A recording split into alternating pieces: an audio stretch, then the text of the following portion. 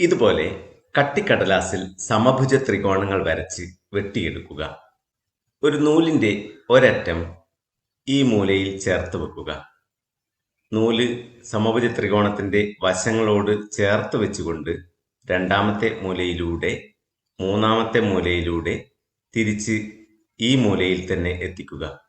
നൂല് വീണ്ടും ഒന്നാമത്തെ മൂലയിൽ തൊടുന്ന ഭാഗത്ത് നിന്ന് മുറിച്ച് ഇതുപോലെ അതിനെ നിവർത്തി വെച്ചാൽ അതിന്റെ നീളം ഒരു സ്കെയിൽ ഉപയോഗിച്ച് അളന്നെടുക്കാം.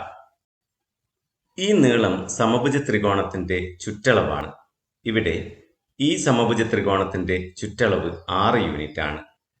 ഇനി ഈ സമഭുജ ത്രികോണത്തെ ഒരു കടലാസിൽ ചേർത്ത് വെച്ച് അതിന്റെ 3 മൂലകളും അടയാളപ്പെടുത്താം. ഈ 3 മൂലകളിലൂടെയും കടന്നു പോകുന്ന ഒരു വൃത്തം വരക്കാം.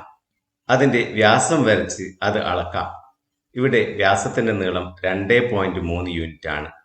ഇനി സമഭുജ ത്രികോണത്തിന്റെ ചുറ്റളവിനെ അതിന്റെ വ്യാസം കൊണ്ട് ഹരിച്ചു നോക്കാം.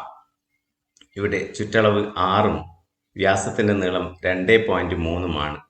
6നെ 2.3 കൊണ്ട് ഹരിച്ചപ്പോൾ ഏകദേശം 2.6 എന്ന് കിട്ടി. ഇനി മറ്റൊരു സമഭുജ ത്രികോണം വരച്ച് വെട്ടിയെടുക്കാം. നൂല് ഇതിന്റെ വശങ്ങളിലൂടെ ചേർത്ത് വെക്കാം.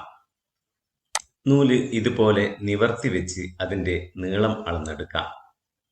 ഇവിടെ ഈ സമഭുജ ത്രികോണത്തിന്റെ ചുറ്റളവ് 9 യൂണിറ്റ് ആണ്. ഈ സമഭുജ ത്രികോണത്തിന്റെ 3 മൂലകളിലൂടെയും കടന്നു പോകുന്ന വൃത്തം വരക്കാം. അതിന്റെ വ്യാസം വരച്ച് അതിന്റെ നീളം അളന്നെഴുതാം. ഇവിടെ വ്യാസത്തിന്റെ നീളം 3.5 ആണ്.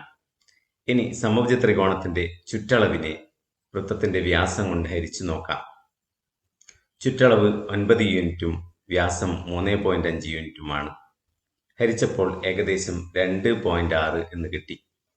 ഇതുപോലെ മറ്റൊരു സമഭുജ ത്രികോണം വരച്ച് ചുറ്റളവ് കണ്ടെത്താം. ഇവിടെ ചുറ്റളവ് 12 യൂണിറ്റ് ആണ്. ഇതിന്റെ 3 മൂലകളിലൂടെയും കടന്നു പോകുന്ന വൃത്തം വരച്ച് അതിന്റെ വ്യാസം വരക്കാം.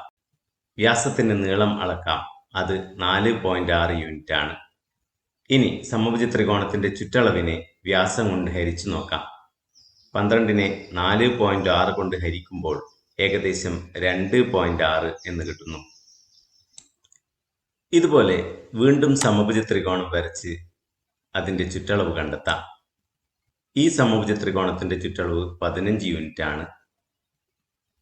ഇതിന്റെയും 3 മൂലകളിലൂടെ കടന്നു പോകുന്ന വൃത്തം വരച്ച് അതിന്റെ വ്യാസത്തിന്റെ നീളം അളന്നെഴുതാം. വ്യാസത്തിന്റെ നീളം 5.8 യൂണിറ്റ് ആണ്. ഇനി വൃത്തത്തിന്റെ ചുറ്റളവിനെ വ്യാസം കൊണ്ട് ഹരിക്കാം. 15നെ 5.8 കൊണ്ട് ഹരിച്ചപ്പോൾ ഏകദേശം 2.6 കിട്ടി. ഇതുപോലെ കൂടുതൽ സമഭുജ ത്രികോണങ്ങൾ വരച്ച് അവയുടെ ചുറ്റളവും അതിന്റെ 3 മൂലകളിലൂടെ കടന്നു പോകുന്ന വൃത്തത്തിന്റെ വ്യാസവും തമ്മിലുള്ള ബന്ധം കണ്ടെത്തി നോക്കൂ. സമഭുജ ത്രികോണത്തിന്റെ ചുറ്റളവിനെ അതിന്റെ 3 മൂലകളിലൂടെ കടന്നു പോകുന്ന വൃത്തത്തിന്റെ വ്യാസം കൊണ്ട് ഹരിക്കുമ്പോൾ കിട്ടുന്നത് ഒരു സ്ഥിരസംഖ്യയാണെന്ന് കാണാം.